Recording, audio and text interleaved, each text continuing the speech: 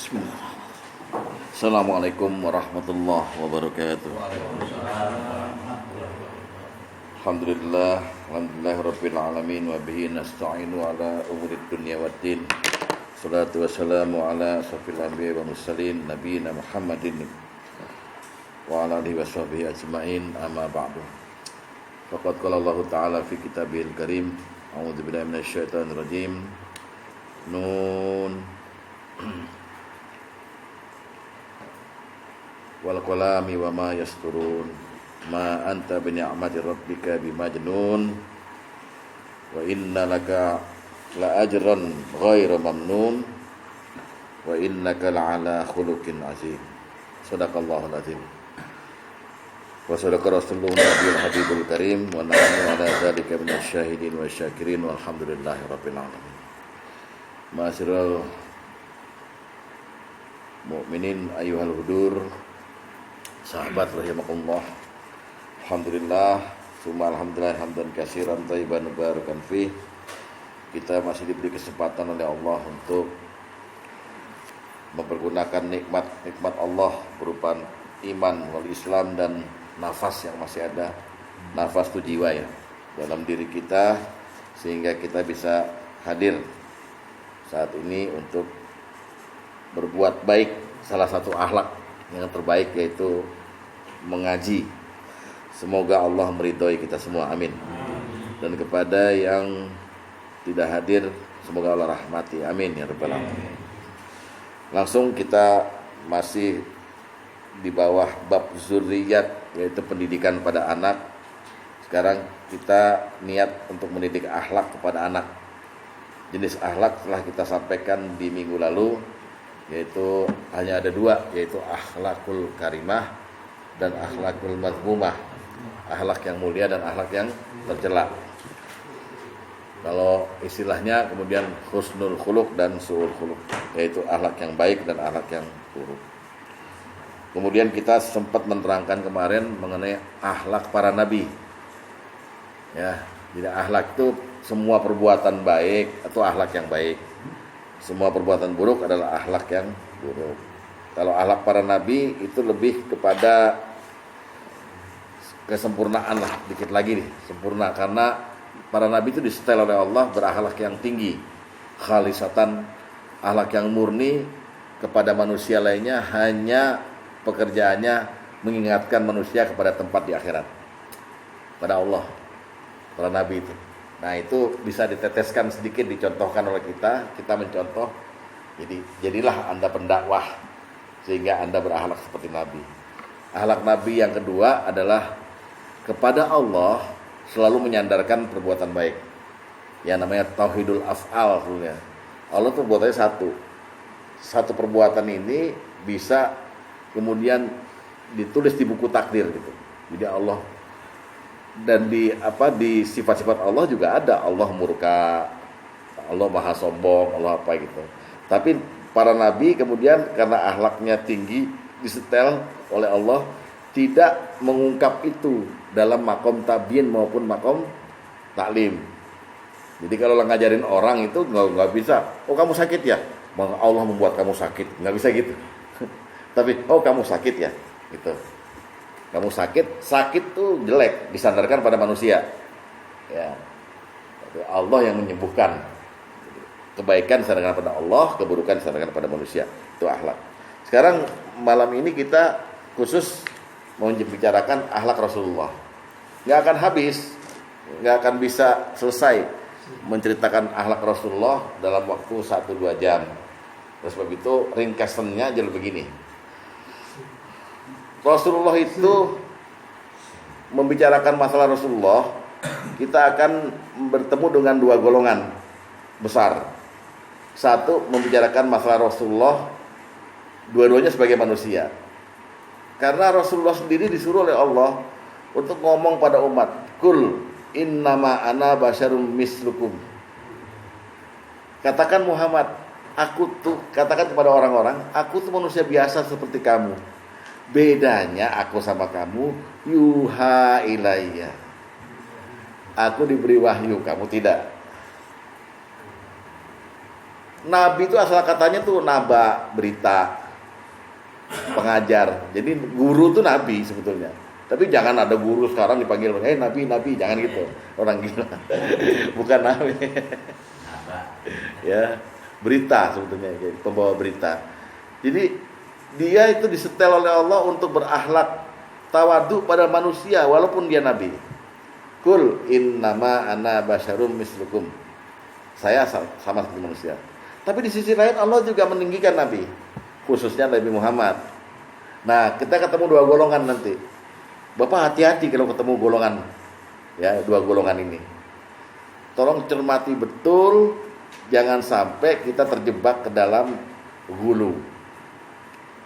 Nabi manusia, tapi para ulama sepakat itu. Ya, Nabi itu basyarun lakal basyar. Manusia biasa, tapi tidak seperti manusia biasa. Dalam hadis Bukhari yang panjang-panjang itu, Muslim itu diberitakan bagaimana Nabi itu ludahnya aja bisa nyembuhin orang. Ludahnya itu, air ludahnya Nabi bisa nyembuhin orang, langsung sembuh itu. Jadi ditempel di mata sahabat yang buta itu. Tapi itu tidak diangkat menjadi mukjizat Nabi Muhammad. Karena itu hal sepele. Kan sesuatu yang khawariqul adat, beda dari kebiasaan, itu dimiliki oleh nabi-nabi sebelum Muhammad kan.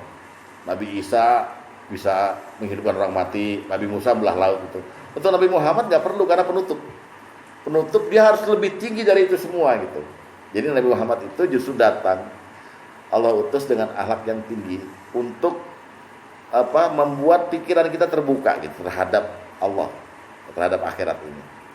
Makanya kemudian akhlak Nabi yang kita bicarakan malam ini, akhlak Nabi Muhammad SAW, kita akan tahu bahwa beliau itu manusia istimewa, manusia paling istimewa. Kalau ada kata-kata gini lah, wa ma arsalnaka illa rahmatan lil alamin. Tidak aku utus kamu Muhammad terkecuali untuk menjadi rahmat bagi seluruh alam. Seluruh alam. Lalu di Asaba disebut wa ma arsalnaka illa kaffatan linnas basira wa nadhira walakinna aksarun nasi la ya'lamun. Dan tidak aku utus kamu Muhammad terkecuali untuk seluruh manusia, kaffatan linnas. Jadi jangan GR, Nabi Muhammad bukan nabi Bapak doang, nabinya orang Kristen. Yang sekarang ini nabinya orang-orang Hindu, orang Buddha gitu. Cuman walakinna aksarun nasi la ya'lamun, kebanyakan orang-orang enggak tahu posisi Muhammad terhadap mereka, enggak tahu posisi mereka terhadap Muhammad. Bahkan Yahudi dan Nasrani mati-matian membenci Muhammad karena mereka menganggap bahwa Muhammad keturunan Buddha. Siti Hajar itu kan pembantunya Siti Sarah yang melahirkan Ismail, keturunan Buddha. Kelak nanti ketika mereka berdua, Ismail dan Siti Hajar ditaruh di Mekah, mereka melahirkan bangsa Semit. Bangsa Semit nanti ada bangsa Arab, bangsa Hijaz, segala macam itu. Jadi nenek moyang Muhammad itu Buddha, nggak pantas jadi nabi. Walaupun begitu, Al-Quran Allah tetap mengatakan bahwa ini manusia paling tinggi. Makanya kalau Bapak menjadi golongan orang-orang yang memuja Nabi, bukan memuja menyembah ya, maksudnya seneng banget gitu dengan Nabi, itu bikin syair kan, yang disebut dengan selawatan tuh. Maulaya sholli wa sallim daiman abada ala habibika khairul khulqi kulihimin. Jadi ya Allah, berikanlah salawat dan salam kepada orang ini, khairul khulqi, makhluk terbaik. Kita bikin syair gitu berdasarkan Allah sendiri yang bilang bahwa ini makhluk terbaik ini, habibika, kecintaanmu ini gitu. Nah, golongan pertama begitu kira-kira. Golongan kedua yang kita jumpai lebih dari itu lagi. Kalau kita dulu ingat ada membicarakan tauhid di sini, syirik dan tauhid itu ada kitab yang mengatakan bahwa seluruh alam ini diciptakan dari Nur Muhammad. Nah, ini golongan yang kedua ini yang gawat. Nur Muhammad. Bahkan Nur Muhammad itu eh, bahkan dia ada hadisnya tuh, bahwa Nabi Adam saja itu Allah pernah berfirman pada Nabi Adam, tidak aku ciptakan kamu Adam, ya, tidaklah aku ciptakan kamu karena sebab Muhammad. Jadi Muhammad itu sudah disebut di zaman Adam.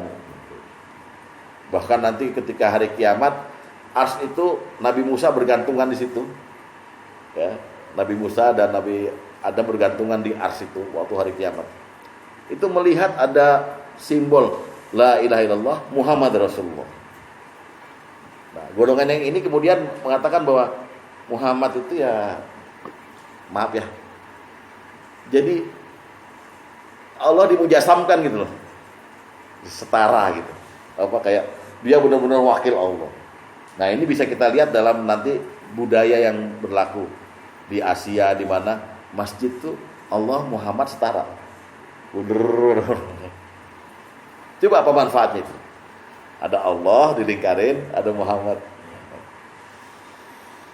Ini perlu tahu Bapak, supaya jelas gitu. Nah tapi yang kita bicarakan bukan sampai ke situ. Kita bicarakan aja akhlak Rasulullah. Apa yang Allah katakan tentang Muhammad.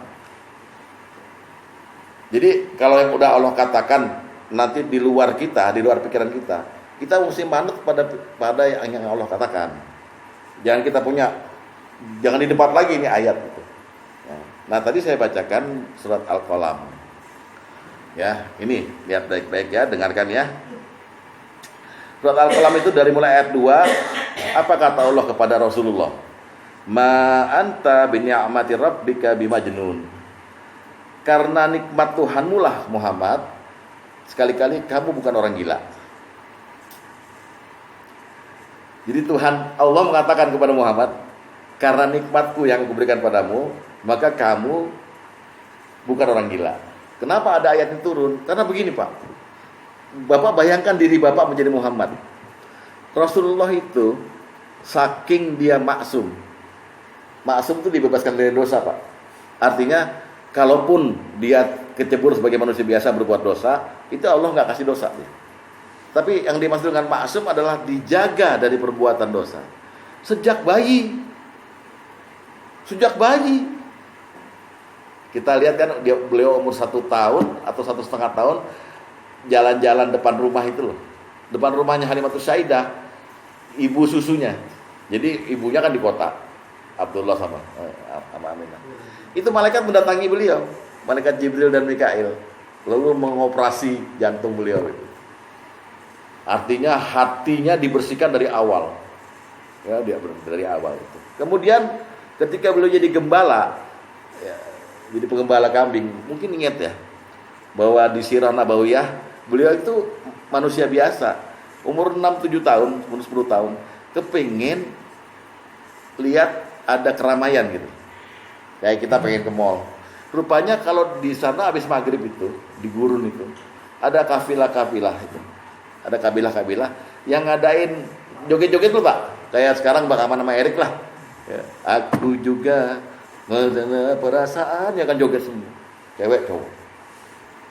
Beliau tuh nyamperin. Jadi kambing udah diberesin, nyamperin. Tapi dengan rahmat Allah, dia selalu tertidur. Sampai pagi, loh tadi pestanya mana? Barang yang dulu dianggap budaya dan mubah, orang nyanyi-nyanyi, ya walaupun ada minum-minum juga, beliau dihindari dari itu. Kalau kita malah nyetel, lagu apa lagi sekarang? Betul. Jadi dijaga akhlaknya. Kemudian pada waktu remaja, beliau itu dikenal orang yang subhanallah. Kalau ngelihat dia, orang langsung bilang, ini si jujur nih. Digelari apa? Al-Amin. Pokoknya kalau ngomong sama dia beres aja. Itu remaja tuh. Jadi kita sekarang berkaca gitu. Ingat zaman kita remaja dulu kan banyak bohongnya kita. Beliau enggak. Sampai ketika umur 25, 30 gitu ya, beliau udah matang remajanya gitu. Saking dikenal sebagai orang yang jujur, beliau diangkat sebagai hakim 5 menit lah. Masuk ke area Masjidil Haram masih kecil segini kali teman. Itu ada 4 kepala suku yang lagi berantem karena mau mindahin Hajar Aswad. Dulu tuh kabilah atau suku yang paling tinggi itu adalah yang menjaga Masjidil Haram, yaitu Bani Hasyim, Bani Muthalib, Bani Qusay. 4 itu. Saya yang berhak. Wah, angkat pedang. Lalu akhirnya ditenangkan oleh salah satu orang. Lalu kita minta aja keputusan dari satu orang yang pertama kali masuk dari pintu itu. Muncullah Muhammad. Belum jadi nabi, tapi digelari Al-Amin. Katanya yang 4 ini cocok kalau dia. Ayo sini. Ini kita berantem nih, mau mindahin batu. Kata Rasulullah, sorbannya dicopot sama Rasulullah.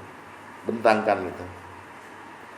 Batu diambil sama beliau tanpa takut dimarahin itu, karena ini yang megang batu ini orang yang tokoh masyarakat. Pindahin ke tengah sorban, suruh angkat semua. Bapak kepala suku di sebelah kanan, sebelah kiri, sini. Ayo angkat. Sampai sana Muhammad lagi yang pindahin ke ujung Ka'bah. Dah selesai. Semua menerima. Bapak kalau bisa jadi orang kayak gitu, masuk ke kelompok yang lagi ngobrol, datang Pak Sugeng gitu. Kayaknya dibutuhkan karena kejujurannya. Ya.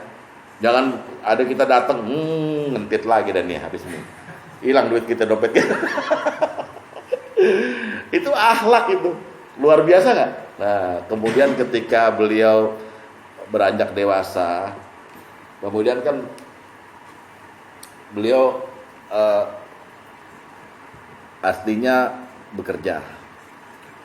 Lalu ada orang yang memperhatikan beliau, seorang janda yang suaminya mati udah 3. Namanya Khadijah binti Khuwailid. Wah, ini orang kayaknya jujur. Betul, dipekerjakan. Dan dengan dasar pekerjaan itu kok ekonominya makin maju. Karena Muhammad kan bawa dagangan Khadijah kemana-mana. Lalu dipersuntinglah oleh Khadijah. Jadi beliau dilamar oleh Khadijah untuk menikah. Bukan sampai situ aja akhlaknya. Kemudian dari situ beliau kan kemudian diangkat jadi nabi umur 40 tahun kan. Karena beliau tuh sukanya akhlaknya kepada Allah, bertahanus. Tahanus itu artinya keluar dari keramaian manusia, merenung mengenai alam ini di gua yang namanya Gua Hira. Khadijah selalu rajin. Khadijah tuh beda umurnya 15 tahun lebih tua loh. Jadi ketika Nabi umur sekian, beliau baru umur sekian. Nganterin makanan untuk tahanus itu karena seminggu bolak-balik, disitulah ketemu dengan Jibril.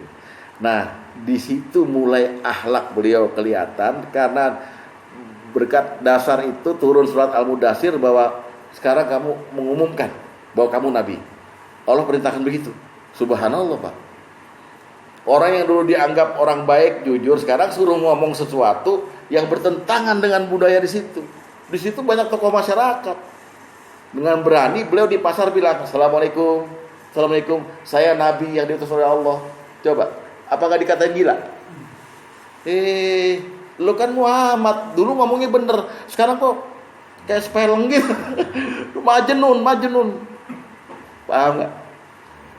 Makanya Allah bilang, berkat nikmatku kamu bukan gila. Gak apa-apa, gak usah didengerin. Ini pelajaran bagi kita. Akhlak kalau ada orang yang bilang, wah Pak Haji Wahyu katanya muridnya banyak, Kopassus semua, kok dipukul orang diem aja gitu. Yang gila siapa? Yang panas siapa? Tenang. Kata Allah, berkat nikmatku kamu bukan orang gila. Itu pertama. Yang kedua, Allah kemudian tambahkan lagi di Al-Qalam itu, di ayat selanjutnya. Apa kata Allah? Wa inna laka la ajran ghaira mamnun. Dan bagimu Muhammad, bagimu ada pahala yang gak putus-putus. Maksudnya gini, setiap detik kehidupan Muhammad berpahala. Kalau bisa kita kayak gitu, Pak. Jangan diselingi dosa. Langkahnya, ngomongnya itu ada pahalanya, gak putus-putus. Tuh, itu nabi kita itu. Apa gak bangga Bapak punya nabi seperti itu? Kemana gerak langkahnya, maka Rasulullah bilang, duru ma'a kitabullahi haitsu maddar. Ikuti langkah Quran kemana dia bergerak. Allah katakan, jadi kamu bukan orang gila, pertama. Kedua, setiap langkahmu pahala nggak putus-putus. Wah, luar biasa nih Pak. Dan yang bicara langsung Allah, bukan penilaian manusia. Kita nggak bisa bilang Allah subjektif, Allah objektif. Urusan beliau terhadap makhluk yang satu ini. Nah, kemudian di ayat keempatnya Allah sebut wa innaka la'ala khuluqin azim, dan sesungguhnya kamu Muhammad benar-benar berakhlak yang azim, akhlak yang agung. Khuluqin azim, akhlak yang agung. Azim adalah kata-kata yang nisbatnya pada Allah. Coba kalau Bapak istighfar, apa? Astagfirullahalazim. Aku mohon ampun kepada Allah yang Maha Agung. Kalau Bapak lagi ruku, Subhana Rabbiyal Azim. Jadi azim itu sandangannya kepada Allah. Hanya ada satu yang dinisbatkan pada azim itu, yaitu makhluk Allah yang paling besar, namanya Arsyil Azim. Lainnya kagak ada. Khususnya nama Allah. Tapi kepada Muhammad, innaka lakhuluqun azim. Kamu berakhlak yang agung. Wah, ini Pak, kebanggaan kita luar biasa itu. Berbudi pekerti yang agung. Sampai sini jelas ya. Jadi kita ngomongin akhlak Rasulullah berangkat dari penilaian Allah. Kamu manusia berakhlak agung, karena Allah dalam beberapa ayat, ribuan ayat lainnya di Quran nggak pernah ngomong kepada siapapun bahwa Anda berakhlak agung kecuali pada Rasulullah. Nanti kalau Bapak ketemu dengan peristiwa di hadis segala macam, kok Rasulullah begini ya, itu jangan melihat dari sudut pandang itu. Misalnya Rasulullah pernah mendiamkan istri-istrinya, didiamkan semua, lalu turun ayat, Muhammad kalau kamu menceraikan, ceraikan semua, kalau mau kamu tahan semua. Ada di surat Muntahamah atau apa itu. Dan ada lagi peristiwa lagi. Zaman dulu Pak, Rasulullah udah beristri banyak nih. Perempuan-perempuan beriman tuh datang ke hadapan beliau, bahkan bertanya depan Aisyah, ya Rasulullah, nafsukah kau pada saya? Saya serahkan diriku pada kamu. Jadi banyak perempuan juga yang tidak minta dikawin tapi menyerahkan diri. Dan ayatnya turun, Rasulullah, ya Nabi, khusus untukmu, kamu mau gauli silahkan. Ada ayat Al-Ahzab. Luar biasa itu. Nah, kalau ketemu dengan jumpa peristiwa itu, jangan bilang katanya akhlaknya agung, tapi kok jangan pantang lah kita mencela Rasulullah, karena Allah sendiri sudah bilang kamu pahalanya nggak putus-putus dan akhlaknya azim. Oleh sebab itu kemudian nanti Siti Aisyah ditanya, saya pengen tahu dong akhlak Rasulullah seperti apa. Apa kata Siti Aisyah? Al-Quran. Akhlak Rasulullah Al-Quran. Quran berjalan. Jadi dia Quran berjalan. Ya. Terus kemudian dengan akhlak yang disandang oleh Rasulullah ini, Rasulullah dapat tugas. Tugasnya ada 3. 1, menyempurnakan akhlak. Jadi dia datang ke dunia ini dilahirkan, tugas misinya adalah menyempurnakan akhlak. Kedua, menyempurnakan perbuatan baik. Ada perbuatan baik, kemudian ada perbuatan jahat gitu. Perbuatan jahat ini kalau bisa nggak ada jadi baik, atau yang baik udah lebih baik. Beliau tugasnya itu berat nih Pak. Dan yang ketiga, tugas beliau adalah menjadi contoh the best of the best, atau uswatun hasanah. Emang gampang jadi Nabi Muhammad. Jadi gajinya gede karena pahalanya setiap detik kehidupannya, lalu disandangkan kehormatan azim, tapi tugasnya luar biasa. Ya kan? Kita terhadap keluarga aja kadang-kadang nggak didengar Pak, terhadap istri anak gitu. Ya sholat, ntar dulu tuh gampang nanti gitu, ntar dulu Pak tanggung. Kalau Nabi enggak. Dan Nabi tahu kapan bisa melarang, kapan bisa mendiamkan. Akhlaknya beliau seperti itu. Ya, tugasnya Nabi seperti itu. Jadi ada 3, yaitu menyempurnakan kemuliaan akhlak, artinya menyempurnakan akhlak dari setiap orang ini. Yang kedua, menyempurnakan kebaikan perbuatan. Jadi perbuatan baik itu disempurnakan lagi. Yang ketiga adalah menjadi contoh teladan bagi seluruh manusia. Ingat ayatnya tadi. Wa ma arsalnaka illa kaffatan linnas basyira wa nadhira walakinna aktsarun nasi la ya'lamun. Ashab ayat berapa Pak? 26 atau berapa lah, enggak apa-apa, enggak usah dilihat. Nah, nanti saya akan terangkan juga contoh-contoh akhlak Rasulullah. Secara umum, akhlak Rasulullah itu gini, beliau itu orang yang tegas. Kedua, orang yang lembut. Tegas, lembut. Ketiga, kalau beribadah itu ikhlas. Kalau beribadah itu ikhlas. Kalau Bapak udah beribadah ikhlas, Bapak nggak tanya lagi sama Ustadz yang enak kan kalau tahajud berapa rakaat. Secara halus, sama dengan Bapak mengatakan, Ustadz saya udah tahajud nih. Nggak ikhlas. Kayak lihat orang. Tahu nggak sebenarnya? Kalau beliau enggak, beliau dimanapun tempat, barang sunnah nih ya, barang sunnah beliau lakukan. Itu kan ikhlas. Bahwa Allah di nomor satukan, ya luar biasa akhlak beliau. Pertama itu tegas, lembut, ikhlas beribadah. Tegas itu nggak kasar, tapi nyampe pesannya. Kan ada juga orang yang keras gitu ya, tapi nggak tegas, sehingga ngambang gitu. Ya, tegas, lembut dan ikhlas beribadah. Kemudian selanjutnya beliau juga akhlaknya adalah peduli dan berempati kepada masyarakat. Ini susah kita. Kita hanya peduli pada orang yang kita senangi, Pak. Ya kan? Kita hanya empati pada yang kita senangi. Atau paling tidak orang itu nggak pernah buat salah lah. Tapi kepada umum kita mesti mikir-mikir. Wah, ini mantan copet, masa gue mesti kesian sama dia? Paham ya? Ada kita penilaian itu. Rasul tidak. Rasul semuanya pokoknya peduli dan empati. Kemudian Rasulullah juga, ini yang penting, akhlaknya adalah rajin mengajak orang untuk istighfar, mencontoh dirinya. Padahal istighfarnya Rasulullah itu bukan karena dosanya. Ini saya kasih tahu akhlaknya Rasulullah nih. Istighfarnya Rasulullah karena dia sering menunda perbuatan sunnah, memindahkan waktunya. Beliau istighfar, takut-takut Allah marah. Oh, kalau kita enggak, Ustadz, kalau kita musafir kan boleh nggak Jumatan ya? Soalnya kalau kita Jumatan juga kita berarti menolak bonus Allah. Ya Allah, kering amat lo akidah lo. Gitu. Jadi kita kalau harmoni akhlak Rasulullah betul-betul luar biasa. Jadi hanya sederhana aja itu. Sebab kalau kita rinci banyak nanti perbuatan Rasulullah yang bisa jadi contoh. Yang penting Rasulullah itu adalah pertama tegas, kedua lembut, ketiga ikhlas beribadah, keempat peduli dan empati, kelima sering mengajak kita untuk istighfar.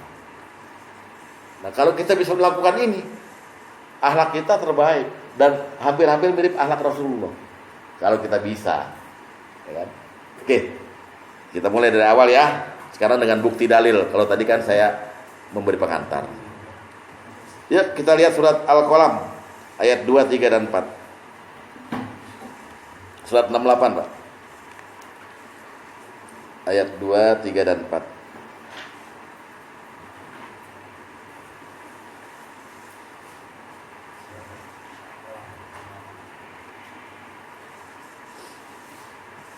Oke, ya. Apa kata ayat 2? Ma anta bi ni'mati rabbika bimajnun. Berkat nikmat Tuhanmu, ya. Ma anta itu kan tidak gila, ya apa? Tidaklah kamu, gitu lah kira ya. Bi ni'mati rabbika, dengan nikmat Tuhanmu bimajnun. Gila. Gila itu adalah fitnah atau anggapan orang-orang terhadap kamu. Tapi lihat aku aja, kata Allah gitu. Nikmatku terlalu banyak padamu dan kamu tidak gila. Kalau dikonfirmasi gini sama Allah, beres Pak. Yang konfirmasi Pak Lurah, ya. Allah yang konfirmasi. Dengan nikmatku kamu tidak gila. Jadi Rasulullah terhibur, Pak. Luar biasa terhibur langsung. Walaupun ini wahyu kita nggak tahu lewat Jibril atau langsung gitu, kita nggak tahu. 2 itu ayat 2. Kemudian ayat 3 tadi sebagai bukti tadi ya. Wa innalaka la ajron ghairu mamnun. Dan sesungguhnya bagi kamu benar-benar pahala yang besar dan gak putus-putus. Sebetulnya yang disebut pahala itu bagi Nabi, itu udah, kalau kita jadi Nabi biasa aja, emang gue pantas. Tapi tahu gak pahala yang terbesar buat Nabi? Bukan surga. Pahala terbesar yang Nabi harapkan adalah Nabi bisa masukin semua umatnya dari yang beriman banget sampai yang kafir ke dalam surga. Terus sebab itu kalau waktu kita bahas kiamat, ingat nggak? Huru-hara di mana-mana, yaumil hisab segala, Nabi sujud aja depan Allah di sana. Lauhul Mahfuz. Allah berfirman lalu, bangun kamu dari sujudmu. Mau minta apa kamu sama saya? Nah di situ. Pangkat pahala yang paling tinggi yang diberikan pada Nabi adalah kamu minta apa aku turutin. Apa kata Nabi? Umatku ya Allah, kasihan itu. Dia memang zina dan gak pernah minta ampun, tapi kan kasihan tuh kan pernah baca syahadat kata gitu. Kata Allah, ambil siapa yang kamu mau, lemparkan ke surga. Itu namanya syafaat. Itu pahala terbesar beliau itu. Ganjaran atas apa yang beliau lakukan perjuangan hidupnya selama berdakwah. Jadi Anda mesti nempel sama Muhammad, Pak, untuk mendapat kecintaan Allah. Jangan malah dicela-cela, malah seneng dia omongin kan. Jadi kita ntar mengharapkan syafaat. Nabi nanti punya telaga haud itu, haud dia, Al-Kautsar. Baik adanya di luar surga maupun di dalam surga. Yang di luar surga ini orang pada ngantri semuanya. Saya Islam. Tapi malaikat semua pada menghalangi. Ada Iksan masuk. Saya Islam, tapi lu buat akuarium kan? Ya, iya nggak apa-apa. Mungkin kali diskon masuk. Oh, gitulah perlu malaikat. Oh, ya. Lalu ada orang-orang Islam yang dihalangi masuk ke telaga karena meminum telaga itu, maka 50.000 tahun ikut yaumil hisab nggak aus-aus. Itu air tuh ada khasiatnya. Nah ternyata banyak orang Islam nggak dapat jatah di situ. Nabi sendiri belain, itu umatku, malaikat. Jadi malaikat tuh sungkan sama Nabi, Pak. Sama kita nggak sungkan. Sama Nabi sungkan. Iya Muhammad itu umatmu, tapi kamu kan nggak lihat setelah kamu wafat mereka berbuat apa. Jadi hati-hati kita dalam menjalin cinta kita kepada orang satu ini. Makanya hari Jumat Rasulullah bilang perbanyak selawat. Itu betul itu, Pak. Belitlah. Ustaz saya udah selawat 10 kali Ustaz dengan khusyuk. Allahumma sholli ala Muhammad. 1.000, 2.000 kayak patem, 5.000 ngantuk kan apa. Tip ya latif. Pokoknya selawat yang banyak. Pernah itu.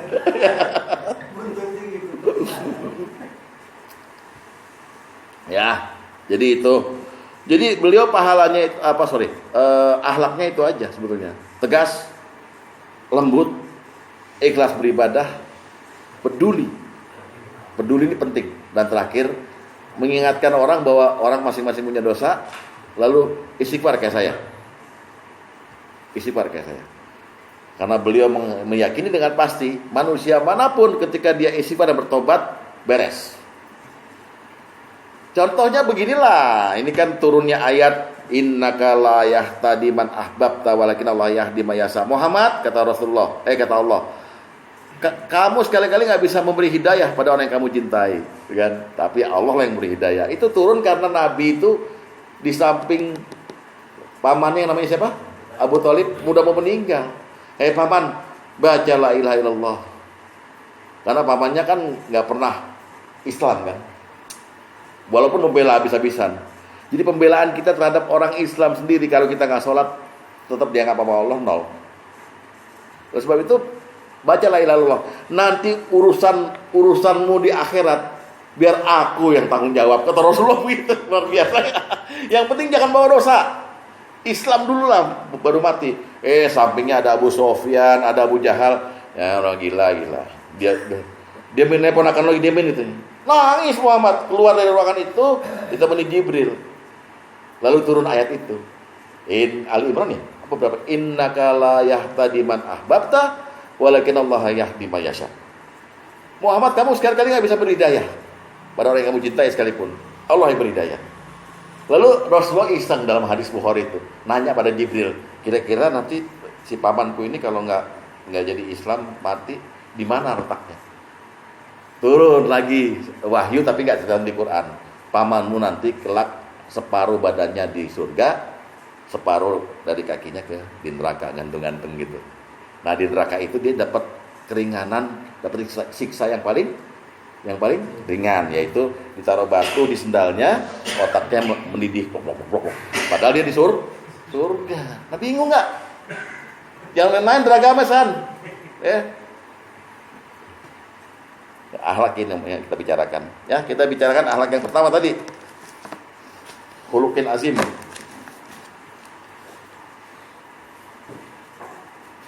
Besok berangkat jam berapa, Dek? Ya, gue percepat deh ini. Ya 10 menit aja, 10 menit. Lihat hadis pertama.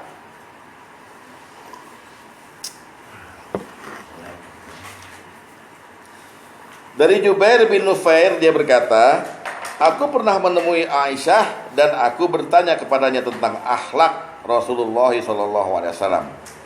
Jadi Jubair bin Nufair itu berkata beginilah kira-kira. Dakhaltu ala Aisyah wa sa'altuha an khuluqi Rasulillah sallallahu alaihi wasallam.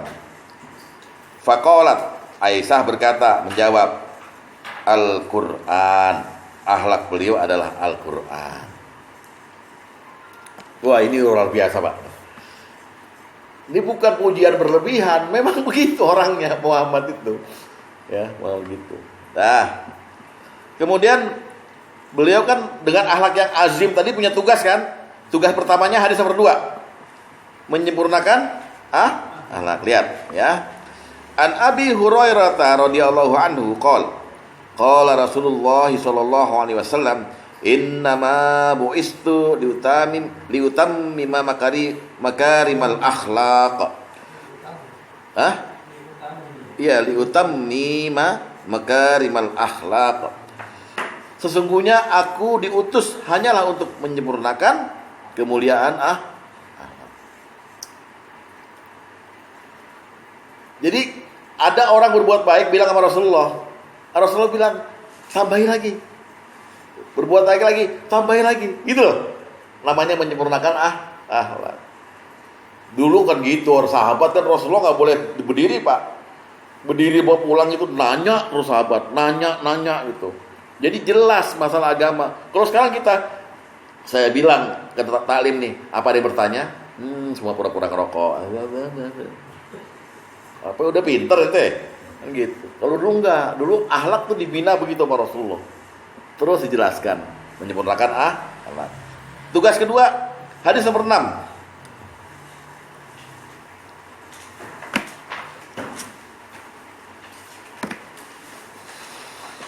Dari Jabir bin Abdullah, dia berkata, Rasulullah SAW bersabda, Innallaha ba'asani bitamami makarimal akhlaq wa kamali masa'asinil fa'al. Maha asinil fa'al. Sungguhnya Allah mengutusku dengan tugas menyempurnakan kemuliaan akhlak dan menyempurnakan kebaikan perbuatan. Jadi perbuatan baik itu udah naluri, tapi disyariatkan oleh Rasulullah gitu loh. Paham ya? Manusia itu mesti ibadah, manusia itu mesti begini, jangan saling benci, jangan saling apa. Itu Rasulullah keluarkan semua. Namanya menyempurnakan kebaikan perbuatan. Ya. Ini malah saya katakan ya dalam pikiran saya, ini tugas bukan tugas dakwah, tugas sebelum dakwah ini. Karena menyetel dulu jamaahnya supaya menjadi baik dulu semua, sehingga menerima dakwah dengan lapang dada. Wah, sulit, Pak. Ya, yang ketiga, tugasnya adalah menjadi contoh bagi semua manusia. Tolong buka surat Al-Ahzab ayat 21.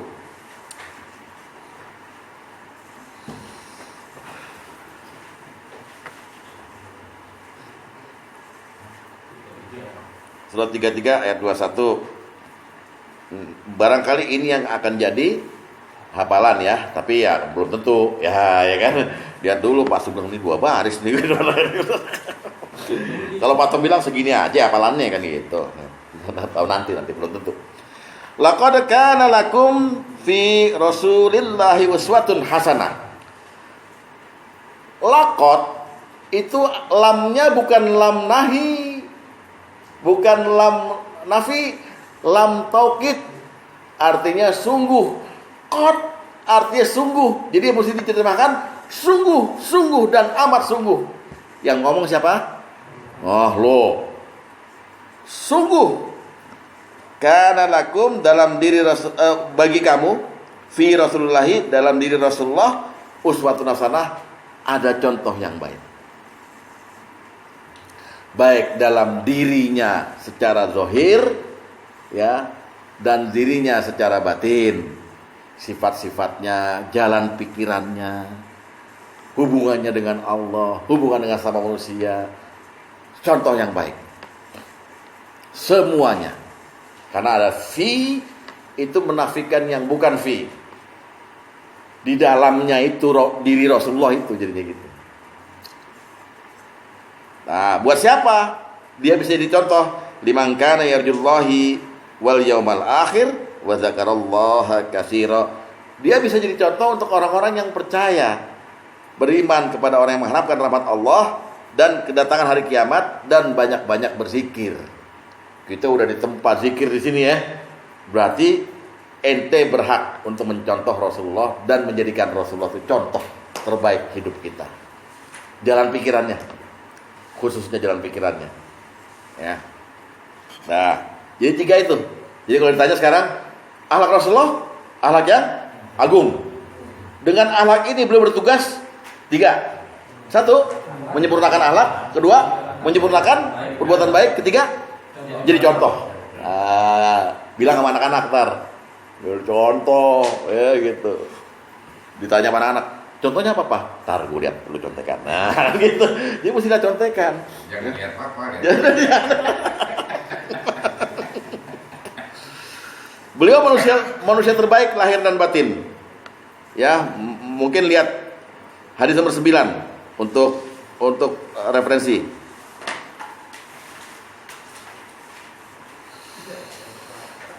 Dari Abu Ishaq dia berkata, aku mendengar Al-Bara berkata. Apa kata Al-Bara? Kana Rasulullah sallallahu alaihi wasallam ahsanan nasi wajha. Rasul itu adalah manusia yang paling tampan wajahnya. Maksudnya paling bagus lah, bukan paling tampan, yang ahsan soalnya. Paling baik, paling wajahnya. Ini zahir. Ini zahir ya. Lalu dikatakan lagi, wa ahsanahu khalqa. Dan akhlaknya pun paling baik. Berarti lahir batin beliau terbaik. Dari hadis ini, lahir batin terbaik. Laisa bit tawilil baini wala bil qasir. Beliau enggak terlalu tinggi dan juga enggak terlalu pendek. Ya kayak bapak-bapak inilah semua. Bapak ada potongan nabi. Nabi palsu. Gitu. Enggak pendek juga kan? Enggak tinggi, cuma ada yang montok kayak Pak Asep ya, kata saya gitu. Enggak apa-apa lah. Itu nabi gembul itu. Banyak makan. Oke? Nah, bab terakhir contoh akhlak Rasulullah. Yang dikatakan tadi tegas, lembut, ikhlas beribadah segala macam. Dasarnya mana? Al-Qur'an. Kita lihat Al-Qur'an sekarang. Surat 48 Al-Fat ayat 29.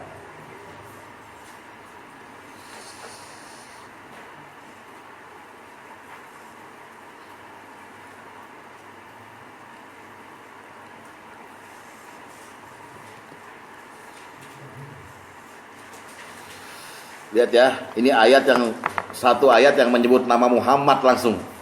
Ya. A'udzubillahi minasyaitonirrajim. Muhammadur Rasulullah. Muhammadur Rasulullah. Muhammad itu adalah utusan Allah. Wallazina ma'ahu, dan sahabat-sahabatnya, orang yang bersama dia, sifatnya. Nah, ini berarti kan nyeritain sifat sahabat, bukan. Kita harus balik dulu ayat ini, maknanya begini. Sahabatnya aja begini. Gimana orang yang nabinya ini, ngerti gak? Jadi sahabat punya sifat ini mencontoh Muhammad, gitu maksudnya. Lihat, walazina ma'ahu, orang-orang yang bersamanya dia atau sahabat-sahabatnya, asyidda'u 'alal kuffar, tegas terhadap orang kafir. Tegas. Bukan ngamuk, tegas terhadap orang kafir. Ruhama'u bainahum, dan saling berkasih sayang terhadap orang mukmin. Lembut. Pertama tegas terhadap orang kafir. Terhadap orang kafir bukan gini Pak, jangan dimaknai sempit gini. Kalau ada orang non muslim kita mesti tegas, bukan. Maksudnya orang yang berbuat kekafiran tegas kita. Ini salah. Ini salah. Dan orang terhadap orang yang berbuat keimanan lembut kita. Ruhama'u bainahum. Kita selalu bilang teruslah beriman nak, tingkatkan imanmu nak. Gitu loh maksudnya. Lembut. Jangan dimarahin orang beriman. Gitu ya. Terus bainahum tarahum ruk'an sujada. Terus ya batahuna fadlam minallahi waridwana. Ini yang saya sebut dengan ikhlas beribadah. Kamu akan lihat, kamu tuh kita akan lihat mereka sahabat dan juga nabi, ya, ruku dan sujud mencari keridhaan Allah dan keridhaannya. Jadi ibadah mereka itu dalam rangka apa? Mencari karunia Allah dan ridhonya. Lalu disebut di sini simahum fi wujuhihim min asari sujud. Nanti di akhirat, di hari kiamat, tanda-tanda kita ini ngikut Muhammad, di wajah kita itu terlihat cahaya sujud. Bukan ada tanda hitam, bukan. Cahaya sujud. Memang bukan. Ibnu Katsir bilang begitu, itu salah itu yang artiin ada tanda sujud. Pakai pensil 2B. Oh, enggak. Nanti kita akan bercahaya muka kita, Pak. Oh, ini umat Muhammad, Iksan tuh bagus namanya ya. Pindah lo ke arwana. Itu, maksudnya surga di bagian arwana. Ada itu. Amin. Mentang nomor 1. Ya, jadi itu. Ini akhlak Nabi nih. Ya. Memang disebut sifat para sahabat, tapi sahabat mencontoh siapa? Pasti Nabi. Oleh sebab itu sifat Nabi pertama akhlaknya adalah tegas terhadap kekafiran ya. 2, lembut. 3, ikhlas beribadah. Sampai-sampai saking ikhlasnya nanti ada bekasnya di sana. Dan bekasnya pun akan dijadikan sebagai dasar para malaikat memasukkan ke surga. Kan Bapak sering dengar ada hadis, orang-orang berpuasa masuk dari pintu khusus namanya pintu royan. Orang-orang yang sering sedekah masuk pintu surga khusus dari pintu sedekah. Orang-orang yang sholat masuk pintu khusus dari sholat. Abu Bakar tanya, kalau saya kerjakan itu semua gimana? Ya kamu pilih aja pintu yang mana masuk, kata Rasulullah. Akhlak. Orang-orang yang suka ngajar ngaji gitu masuk dari pintu taklim. Diem, nggak amin, ya kan? Ya gitu, emang dengki. Ya. Lihat hadis nomor 3. Ini akhlaknya yang disebut dengan tegas, ya, dan beliau nggak pernah bermaksiat. Ya. Dari Abdullah bin Amr radhiyallahu anhu, dia berkata, ya, apa kata beliau? Nabi SAW lam yakun Nabi SAW fahisha wala mutafahisha. Nabi SAW nggak pernah sekalipun berbicara kotor, berbicara keji. Jadi kalau ngomong tuh ada batasnya tuh. Terus dan juga tidak pernah berbuat keji. Waduh, nggak pernah bicara keji, nggak pernah berbuat keji. Kita nggak pernah berbuat keji, tapi bicara kita kotor. Weh Andre tuh. Sarap lu pada ya gitu. Ustaz marah ini. Masya Allah gitu dong. Nggak apa-apa, sama istri disebut Bapak Soalim sekarang. Tapi kamu seneng kan? Gitu. Jadi ada pembicaraan sama istri. Ya. Jangan kayak Pak Sugeng, ada sedikit mahal. Aduh, udah gue bilang jangan Pak, jangan banyak ngeluh, darah tinggi. Nyantai aja. Nabi begitu, nggak pernah berbuat keji, nggak pernah bicara keji. Kalau kita bisa dua-duanya kita lakukan atau salah satu, ngomong lembut-lembut aja tapi wow zina terus sama aja. Itu akhlak Nabi. Coba cari Pak manusia yang Bapak kenal sekarang, pernah nggak ada orang yang begini? Akhirnya ada orang bilang, pernah Pak itu ada pastor di sana? Oh, bukan orang Islam. Ya. Pasti orang berbuat keji dengan matanya, dengan apanya gitu. Jadi orang punya sejarah-sejarah kelam. Ya, itu. Sekarang kita lihat contoh Nabi lembut. Kelembutan Nabi itu disaksikan oleh Anas bin Malik.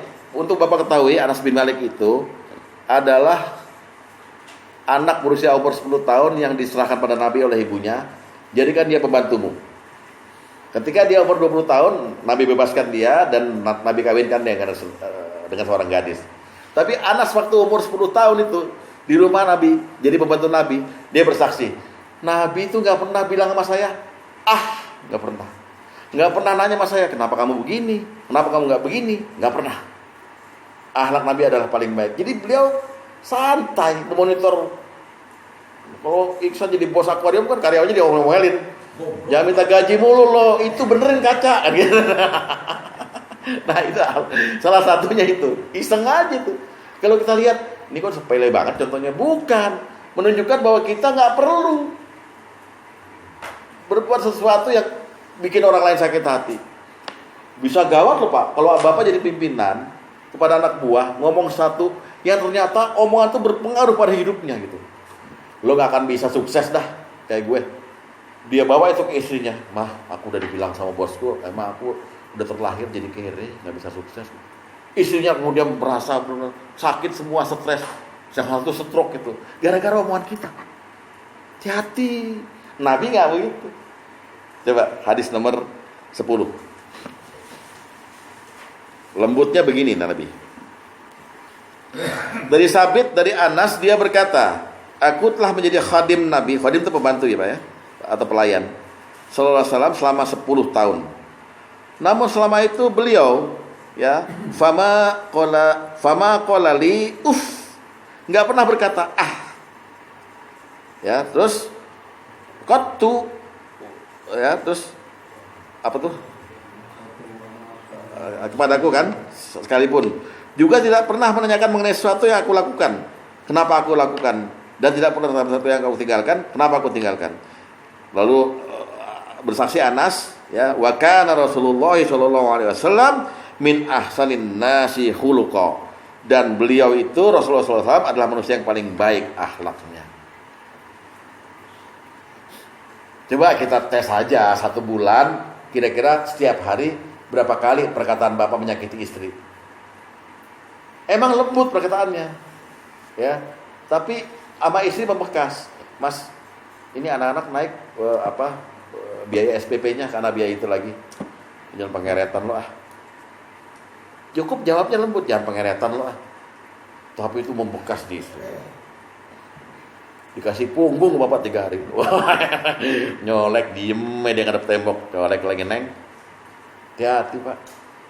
Rasul tidak menjaga perasaan bahkan khadamnya, bahkan pembantunya dijaga perasaannya. Ya, tapi jangan Bapak punya pembantu cantik Bapak beliin kalung emas, neng, ada maunya itu, ya kan? Jangan. lain. Paham? Sekarang kita lihat contoh yang ikhlas beribadah. Ikhlas beribadah. Akhlak Rasulullah. Hadis nomor 4.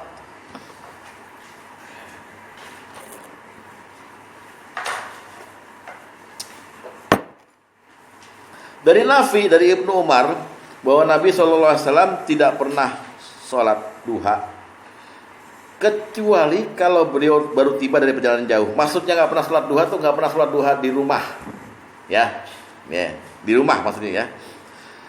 Abu Hatim berkata, maksud dari tidak dilaksanakannya duha oleh Nabi sebagaimana dilakukan oleh Umar adalah sholat duha yang dilaksanakan di masjid dengan dihadiri oleh orang-orang, ya. Dan itu merupakan bagian dari akhlak Nabi Sallallahu Alaihi Wasallam yang apabila tiba dari sebuah perjalanan, maka beliau tidak langsung ke rumah, tapi singgah dulu di masjid lalu sholat duha di dalamnya. Jadi kebanyakan dari setiap kedatangan Nabi Madinah, baik perjalanan maupun peperangan, beliau melaksanakan sholat duha pada awal siang hari di masjid sebelum tiba di rumah. Bapak dari luar negeri 3 bulan, ya kan? Rumah bapak dekat masjid gitu. Udah kangen bini. Pas jam 11, jam 10 pagi langsung masjid dicuekin kan, langsung ke bini. Bini lagi mens, wah ngamuk kan. Duha dulu, karena Nabi tidak pernah meninggalkan duha, baik dalam musafir itu. Kalau beliau tiba pas waktu duha, langsung beliau ke masjid dulu untuk duha, baru ke rumahnya. Ini bagian dari akhlak Nabi kepada Allah. Saya absen ya Allah, gitu kira-kira lah. Saya absen ya Allah, saya ada tetap, walaupun saya sibuk, saya tetap ada untukmu. Gitu. Ya kita boleh minta keringanan boleh dalam agama. Tapi kalau kita tiru Nabi, rasa-rasanya beliau akhirnya begini, aku nggak akan bisa hidup kalau tanpa ada Allah di sisiku. Begitu kira-kira kalau Nabi. Kira-kira ya. Aku nggak akan bisa tenang hatiku kalau nggak ada Allah di sisiku. Nah, ketenangan aku ini aku bayar dengan aku ikhlas beribadah. Duha kan perkara sepele, Pak. Paham? Betul, lihat ikhlas beribadah. Ini saya ceritakan aja secara global. Kalau ke dalamnya banyak. Contoh, Aisyah itu kan wanita yang bergairah dan muda. Beliau dinikah umur berapa? 9 kan? Didukul umur 12 atau berapa. Lalu ketika beliau remaja umur 19-20, Nabi itu lagi gencar-gencarnya sholat tahajud. Nah, Aisyah tuh sebagai wanita yang bergairah, sedangkan umurnya sama Nabi kan jauh 40 tahun ke sana. Nabi udah hampir 60, beliau baru 20. Aisyah tuh minta jatah tiap malam kalau bisa. Pengen dipeluk-peluk sama suami. Wajar dong.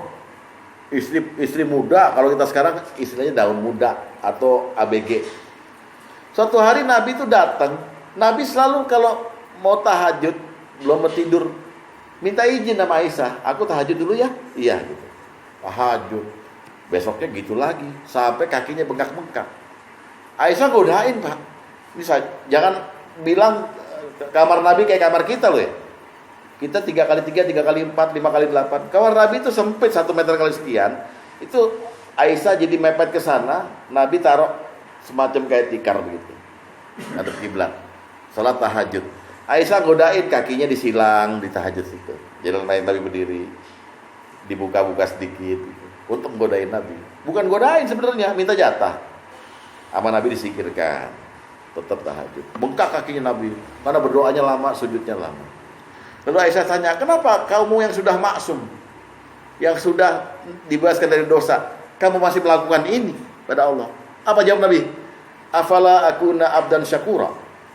Apa aku gak pantas bersyukur pada Allah? Jadi tahajud dengan Nabi adalah rasa syukurnya kepada Allah. Tahajudnya kita dalam rangka minta sesuatu. Hajatku ya Allah, hajatku ya Allah. Jadi norak lo, beragama tuh norak. Ada dagang sama Allah. Kalau ini enggak, rasa syukur karena binikmati, karena nikmatmu udah luar biasa. Aku tahajud untuk menyatakan bahwa aku menerima nikmatmu ya Allah. Itu Nabi. Nah, itu kan ikhlas beribadah. Nggak usah lagi lihat ibadah itu sebagai sesuatu yang urutannya begini. Udah lakukan aja.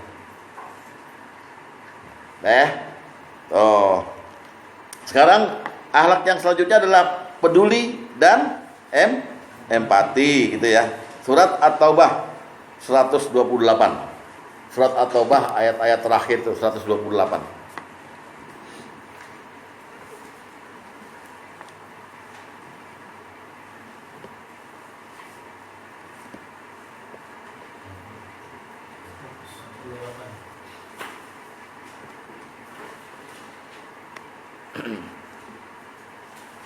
A'udzubillahi minasyaitonirrajim. Laqad ja'akum rasulun min anfusikum. Sungguh telah datang kepadamu seorang rasul, yang dimaksud adalah Muhammad sallallahu alaihi wasallam, dari kaummu sendiri. Lihat baik-baik akhlaknya. Azizun alaihi ma anittum. Terasa berat olehnya penderitaan yang kamu alami. Jadi beliau itu selalu merasakan penderitaan umat. Oke. Harisun, alaikum. Dia sangat menginginkan keimanan dan keselamatan bagimu. Ya, umatku kalau bisa selamat masuk surga semua. Terus bil mu'minina raufur rahim, penyantun dan penyayang terhadap orang-orang beriman. Rauf adalah nama Allah. Rahim nama Allah. Allah kasih lagi pangkatnya kepada Rasulullah. Raufur rahim. Padahal itu nama Allah loh. Saking akhlaknya tinggi. Jadi Rasulullah ini bukan nggak senang, nggak tenang lihat umatnya menderita, baik secara ekonomi, secara moral, secara apa. Kepengen semuanya selamat dari dosa, dari neraka. Dan kepada mereka Rasulullah penyantun, penyayang. Mau bandel kayak apa? Wah, ini akhlak, Pak. Kalau kita kan berbuat yang sama tapi milih-milih kan? Milih-milih, Pak. Ya, kita milih-milih. Kita masih ada bekas-bekas kesalahan orang di sini. Nah, kan saya diceritain minggu lalu, ada orang ngeludahin Rasulullah, malah Rasulullah suapin.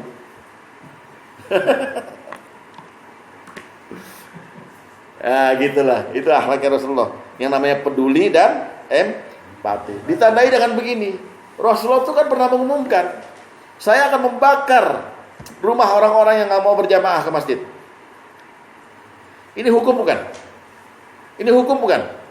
Hukum. Kemudian para ulama memang terpecah pendapat. Ada yang menjadikan itu sunnah muakkad, ada yang wajib mutlak, ada yang biasa aja, jaiz, sunnah aja ke masjid jamaah, karena itu fardu kifayah katanya. Kalau udah ada yang berjamaah, kita jadi nggak terkena dosanya nggak berjamaah gitu. Macam-macam. Bapak ikut yang mana terserah. Tapi suatu hari Rasulullah datang ke rumah Anas bin Malik. Tiba waktu sholat, Rasulullah nggak ke masjid, nggak nyuruh mereka pergi ke masjid. Gelar tikar, saya jadi imam. Itu namanya penyantun, Pak, terhadap orang kecil. Ya kayak bapak ke rumah supir bapak atau ke rumah OB bapak itulah. Ya, udah waktu sholat tuh ajan kedengeran itu, nggak ke masjid. Kan saya bikin peraturan, saya nabi, harus ke masjid ya, Bang. Enggak. Tenang. Kita di sini. Betapa bangganya yang di rumah situ diimami oleh Rasulnya. Begitu maksudnya. Peduli dan empati. Gitu Pak Rasulullah. Lihat. Hadis nomor 7.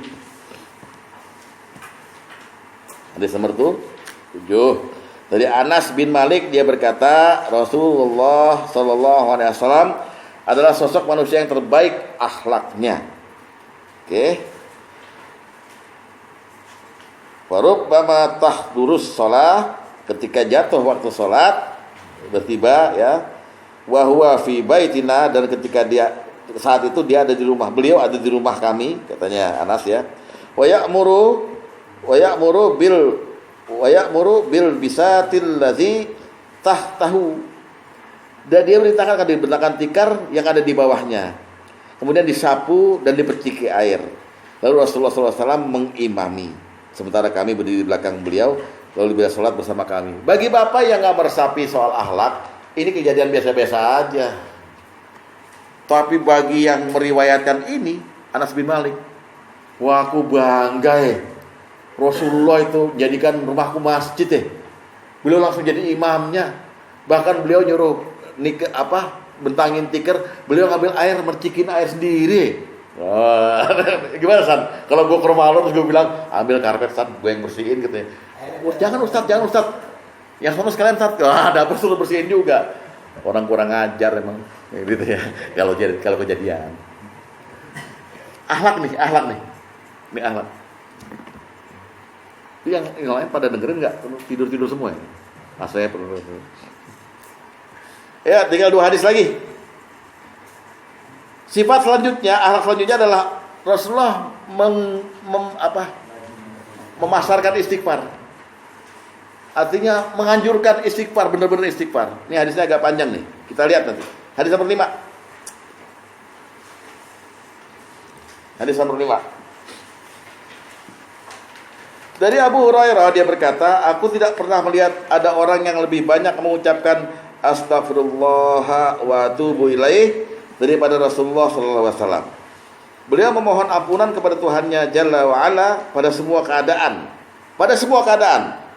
sesuai dengan yang telah kami jelaskan. Padahal beliau sungguh telah diampuni oleh Allah terhadap dosa-dosa yang telah terdahulu maupun yang akan datang.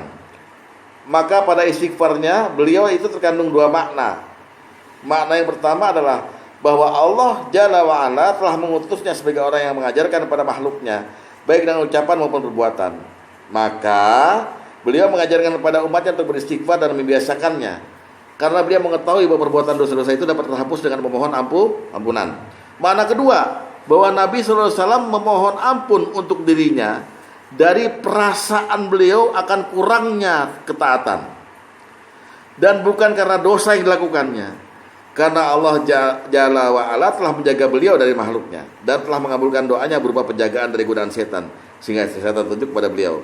Inilah sebagian dari akhlak Nabi SAW, di mana jika beliau melakukan satu ketaatan kepada Allah, maka beliau terus mengerjakannya dan tidak pernah ditinggalkannya. Kerap kali beliau disibukkan dengan satu ketaatan dari ketaatan yang lain, hingga salah satunya tertinggal, sebagaimana beliau pernah disibukkan oleh kedatangan delegasi Bani Tamim, hingga tertinggal mengerjakan sholat 2 rakaat ba'da zuhur. Maka beliau menggantinya dengan mengerjakan sholat 2 rakaat sebelum zuhur itu setelah sholat asar. Istighfar beliau adalah karena penundaan mengerjakan ketaatan yang disebabkan karena mengakhirkan ibadah-ibadah sunnah dari waktunya. Biasanya hal itu dikarenakan kesibukan beliau mengerjakan yang ketaatan yang lainnya, yang menurut kondisi saat itu perbuatan itu lebih utama didahulukan daripada perbuatan ketaatan lainnya.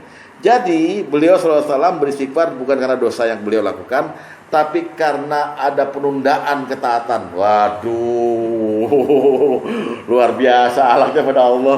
Paham nggak habis ini? Ya, luar biasa akhlaknya pada Allah. Astagfirullahaladzim. Orang bilang, lu dosa apa lo istighfar? Kalau Rasulullah bilang astagfirullahaladzim wa atubu ilaih, beliau lagi perasaannya nggak enak karena kok yang biasa beliau lakukan kok ketunda. Walaupun dikodok, tapi kok ketunda gitu. Aku dosa kali. Wah, perasaan begitu nggak ada. Iksan itu nggak ada. Jauh. Itu akhlak. Dan terakhir, karena beliau itu menganjurkan banyak istighfar, beliau komit dan beliau konsisten. Beliau memaafkan semua kesalahan dari siapapun juga. Itu akhlak. Ya, kayak kemarin Pak Toh, ya kan, maafin semuanya, permaafan. Hadis nomor 8. Hadis nomor 8 terakhir ini.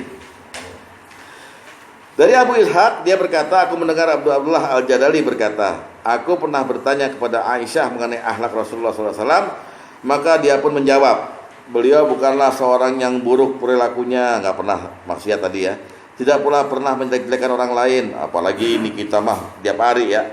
Beliau tidak suka berteriak di pasar-pasar, maksudnya nggak kasar bahasanya.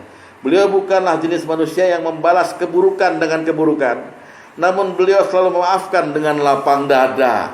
La Allah wala quwwata illa billah. Khuzil afwa wa'mur bil urfi. Jadilah pemaaf dan suruhlah orang mengerjakan baik. Oke, jelas ya? Semoga ada manfaatnya. Kalau ada yang salah dan kurang lengkap datangnya dari saya. Semua kebenaran adalah milik Allah. Semoga dapat dipahami dan dapat diajarkan kepada anak-anaknya, karena ini bab suriah. Wassalamualaikum warahmatullahi wabarakatuh. Waalaikumsalam warahmatullahi wabarakatuh.